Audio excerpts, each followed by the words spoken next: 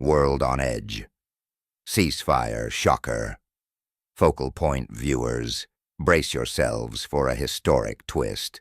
Just moments ago, President Donald Trump dropped a bombshell on Truth Social, announcing a full and immediate ceasefire between nuclear-armed rivals India and Pakistan.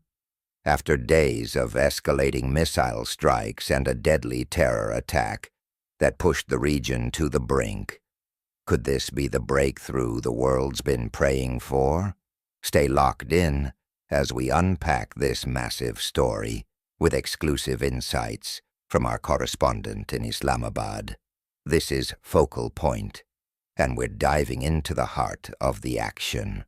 Welcome back to Focal Point, where we bring you the stories shaping our world.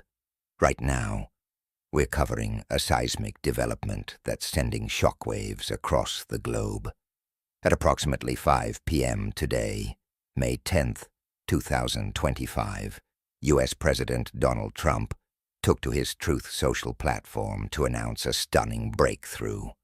India and Pakistan, locked in their most intense conflict in decades, have agreed to a full and immediate ceasefire, Trump's exact words.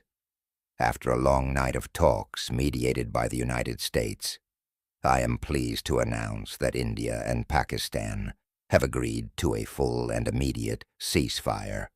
Congratulations to both countries for using common sense and great intelligence. Thank you for your attention to this matter.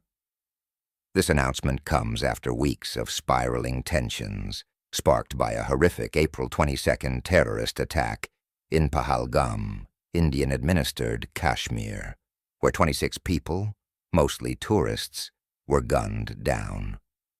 India pointed the finger at Pakistan-based militants, specifically Lashkar-e-Taiba, while Pakistan vehemently denied involvement and called for an independent probe. What followed was a rapid escalation. India launched Operation Sindoor, striking 9 alleged terrorist bases in Pakistan and Pakistan-occupied Kashmir, killing over 100 militants, including key figures linked to Lashkar-e-Taiba and Jaish-e-Mohammed. Pakistan retaliated with Operation Bunyan al-Marsus, or Iron Wall, targeting 26 locations across India's border states with drones and missiles. The past 4 days have seen relentless cross-border drone volleys, missile strikes, and artillery fire, leaving dozens of civilians dead, and the world holding its breath over the risk of nuclear escalation. But here's where it gets interesting. While Trump's post claims U.S. mediation sealed the deal, we're still waiting for official confirmation from India, and there's already a twist. Pakistan's Foreign Minister Ishaq Dar jumped on X just minutes after Trump's announcement, confirming the ceasefire with a statement. Pakistan and India have agreed to a ceasefire with immediate effect. Pakistan has always strived for peace and security in the region, without compromising on its sovereignty and territorial integrity. Dar's post didn't mention U.S. involvement, and India's silence, so far, raises questions. Did the U.S. really broker this, or was it a direct deal between the two nations? Let's dig deeper with our correspondent in Islamabad, Azadeh Masheri, who's been tracking this story minute by minute. Azadeh, what's the latest? Thanks for having me. The mood here in Pakistan is one of cautious relief, but there's still a lot of uncertainty.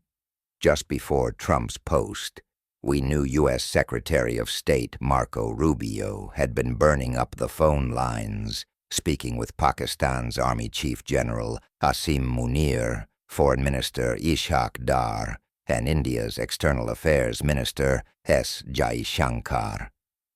Rubio offered America's help to kickstart constructive and productive talks, and it seems those efforts paid off, at least on paper. Pakistan's confirmation came fast, with Dar's statement on X, but we're still waiting for India's official word.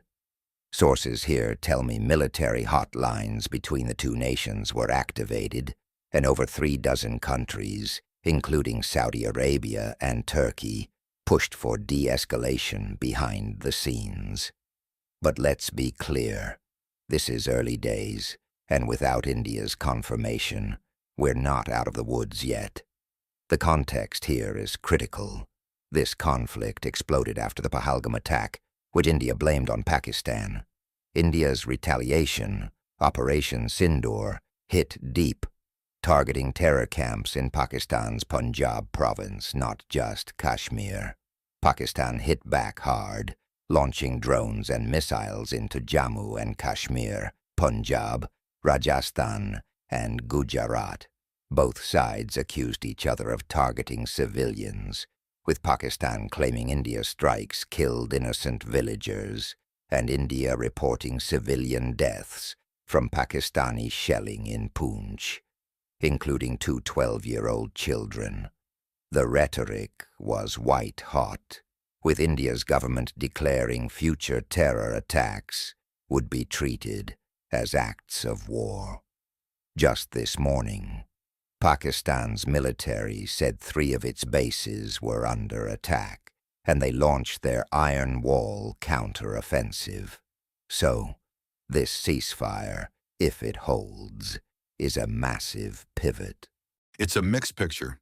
The U.S. has historically played mediator when India-Pakistan tensions flare, but this White House has been vocal about focusing on domestic issues, not foreign conflicts. Just 2 days ago, Vice President J.D. Vance told Fox News this was none of our business, and the U.S. wouldn't get dragged into it. Yet Rubio's been working overtime, engaging with both Prime Ministers Narendra Modi and Shehbaz Sharif, plus top security officials like India's Ajit Doval and Pakistan's Asim Malik.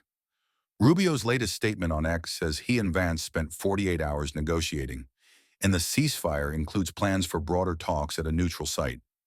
Pakistan's PM Sharif even thanked Trump for his proactive role in a follow-up post. But India's Foreign Secretary Vikram Misri hinted the deal was worked out directly between the two countries' military chiefs, with Pakistan's DGMO calling India's to hammer out the terms. So, was the U.S. the mastermind or just a loud cheerleader? We need India's side to know for sure. Fascinating. Azad, this conflict's roots go deep, especially over Kashmir. Give us a quick sense of why this region keeps sparking these flare-ups. Absolutely. Kashmir has been a flashpoint since India and Pakistan gained independence in 1947. Both claim the region in full but control only parts, divided by the line of control. It's not just land, it's identity, pride, and power. They've fought 3 wars, 2 over Kashmir, and countless smaller clashes. The latest trigger was the April 22nd attack, but tensions have simmered for years. India accuses Pakistan of backing militants like Lashkar-e-Taiba. Pakistan denies it and points to India's heavy-handed policies in Kashmir. Add nuclear arsenals to the mix, and every skirmish feels like a global crisis. Civilians near the line of control live in bunkers during flare-ups, jumping at the sound of shells. I spoke to a resident in Pakistan-administered Kashmir's Lipa area who said the firing this week was the worst in years. This ceasefire, if it sticks, could save lives, but the underlying issues, Kashmir, terrorism, trust, won't vanish overnight. Sobering stuff. Azad, what happens next? Are we looking at lasting peace, or is this just a pause? It's too soon to call it peace. If India confirms missiles should stop and military hotlines will stay open, Pakistan's DGMO and India's are set to talk again on May 12th. Rubio's mention of talks at a neutral site is huge, but India's already pushed back, saying no broader talks are confirmed. The geopolitics are tricky. China, a key Pakistan ally with massive investments here, has called for calm but hasn't criticized India directly. The UN, Saudi Arabia, and others are urging restraint. For civilians in Kashmir, this is a lifeline, but trust is thin. Both sides need to honor the ceasefire, and that means no drones, no shelling, no surprises. We're watching closely for India's statement and any signs of violations. Azadeh Masheri, thank you for that incredible insight from Islamabad. Focal Point viewers, this is a story of high stakes and fragile hope. A ceasefire between India and Pakistan could cool one of the world's most dangerous rivalries. But with India yet to weigh in and Kashmir's wounds still raw, the road ahead is uncertain. We'll keep you updated as this unfolds, from the line of control to the global stage. What do you think? Can this ceasefire hold? Drop your thoughts in the comments, hit that like button, and subscribe for the latest on this and more. This is Focal Point, where the world's biggest stories come into focus. Stay sharp, and we'll see you soon.